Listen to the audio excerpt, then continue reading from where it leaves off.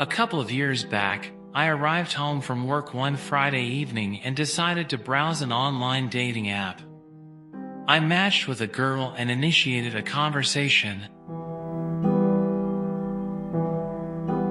Since she lived nearby, I suggested we meet up. She agreed, sharing her number and location, which was about 3 kilometers away. After freshening up, changing, and setting her location in my GPS, I headed out to meet her. It took a bit of searching, but I eventually spotted her chatting with a friend on the sidewalk. She recognized me, got into my car, and off we went. During the drive, I tried to engage her in conversation, but she remained unusually quiet, offering only occasional nods and monosyllabic responses.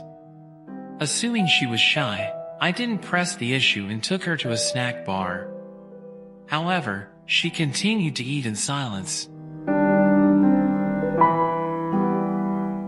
But later, we ended up getting intimate in my car. Things took a strange turn when she began acting oddly, staring at me with an intense and unsettling expression. The next day, sober and reflecting on her behavior, I found it odd. I checked her out on social media and discovered her posts were random and bizarre, including pictures of cardboard sheets with nonsensical phrases.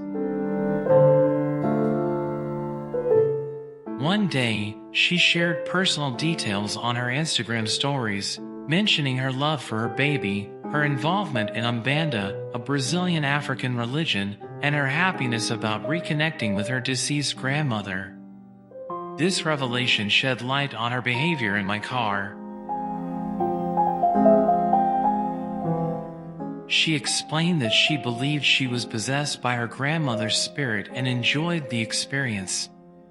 This revelation helped me make sense of her strange demeanor during our encounter. After seeing some unsettling photos of her online, I chose to unfollow her and block her contact. I wasn't sure if her claims were true, but I had no desire to further engage with her and uncover the truth.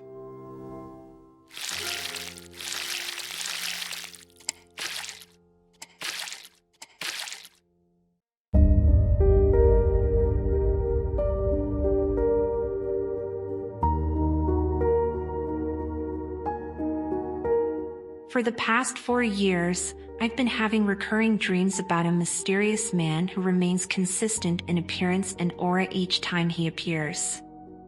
What's intriguing is that I've never encountered or seen this individual in real life. These dreams feel more profound than others I've experienced previously, occurring approximately every 2 weeks, though not necessarily in succession. As a young adult who's quite introverted, I've never engaged in romantic relationships and haven't harbored romantic feelings toward anyone in my waking life. However, in these dreams, I sense an intense romantic connection with this man, and it's mutual. It's as if we share a profound bond where words are unnecessary to express the depth of our love, an experience I've never encountered in reality. In every dream, his gaze is unwaveringly fixed on me, never turning away or breaking eye contact. He's always positioned facing me, even before I notice him. His gaze exudes a love and affection that's palpable, and he's often present by my side, emanating a serene and loving energy. The dreams are filled with symbolism. In one particularly vivid dream, we found ourselves in a garden where I witnessed 2 blue monarch butterflies, unusual, as blue monarchs don't exist in reality, as I discovered upon researching. One of the butterflies landed on my finger as I showed it to the man, exclaiming, "Look, there are 2 of them." His response was a gentle smile before gesturing toward an open door behind him. I released the butterfly to join its companion and took the man's hand as we walked through the door together, concluding the dream. Recurring dreams of him prompt me to ponder. Does this man exist somewhere in this world? Or is he a visiting spirit or a ghost in my dreams?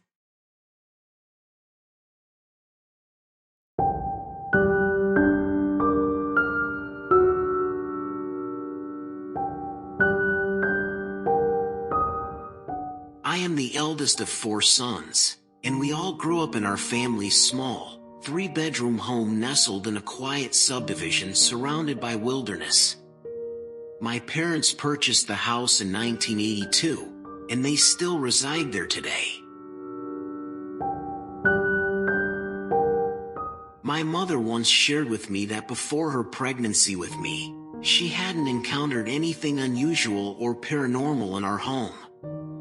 However, things changed during her pregnancy.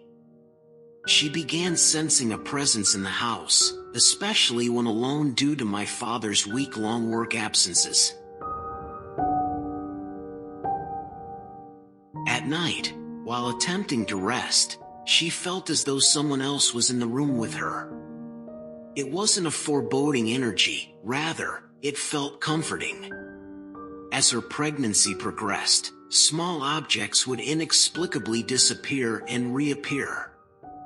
Wind-up toys and button-activated toys placed on a shelf in a closet would mysteriously end up on the closet floor, activated and playing.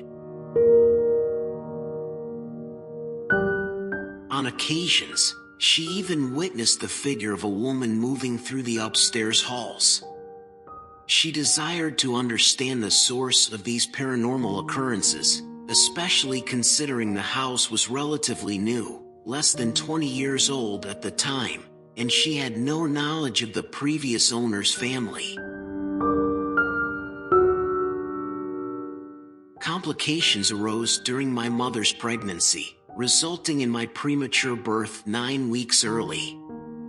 I spent the initial 6 months of my life in the hospital, battling various health issues.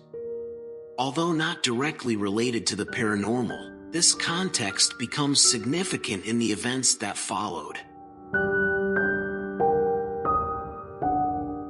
One incident that stands out from my early childhood occurred when I was still a baby.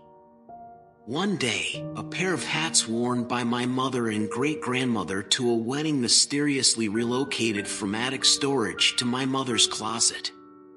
While initially startled, my mother had grown accustomed to sharing space with what she believed to be a friendly spirit or presence. These occurrences didn't overly concern her. One day, my mother put me down for a nap and lay down in her bedroom across the hall, feeling exhausted. She drifted into a vivid dream where she found herself in a bright, white room, feeling a familiar, welcoming presence. Yet, an ominous sensation crept in, accompanied by a sense of impending doom. A girl's voice repeated urgently, Startled awake, my mother rushed to my room, finding me face down on my crib's mattress, unable to lift myself. This experience left a lasting impression on her, underscoring the reality and intensity of the dream. As I grew older, around 3 or 4 years old, I began conversing with an imaginary friend named Tara, a girl slightly older than me. I spent hours engaged in seemingly one-sided conversations with her, a habit that persisted for years. By the age of 8 or 9, I had come to understand that our house harbored spirits. However, I was raised to believe they were harmless entities sharing our space. Rather than feeling fear, I found sudden loud noises in vampire movies more unsettling. Transitioning into my teenage years, I encountered a striking apparition while waking from a dream one Friday night. Upon opening my eyes, I found myself locking gazes with a young girl seated atop my dresser. Although not frightening, this unexpected sight startled me. I believe it was Tara. Now in my 30s, I've encountered paranormal experiences in various apartments I've lived in, none of which have been terrifying.